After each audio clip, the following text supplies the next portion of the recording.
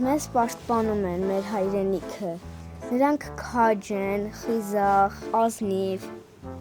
չի խաբում մարդուն։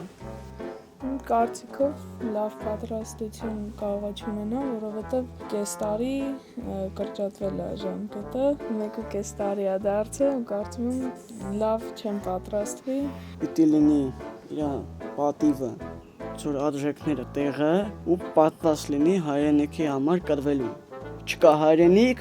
չկա հայություն, չկա ազգ, չկա լեզու։ Թուրք ազգը ինքը միշտ եղել է քիչ կռվող, այսինքն ինքը մենակով չի հելե որևէ մարդու դեմ, իրենք պիտի շատով լինեն։ Իսկ հայը հակառակը, հայը մենակով է կգնա, եթե դաժան կմեռնի, կկռվի, մեկը իր պատիվը, իր արժեքները կմնա իրանց հիշողության մեջ։ Բռնում է թշնամիներին, բոլոր ոտակ, որ մեծանում ոտկաների շոր կա, ակնեմ ու սիրվորների, որ հանգագործ կա,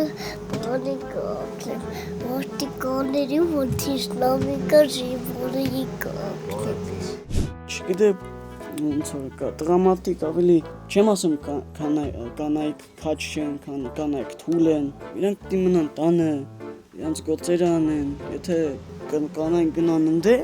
պատերազմ, տանը ոչ ոք չի մնա ու տունն է օջախն է վարի կընկնի։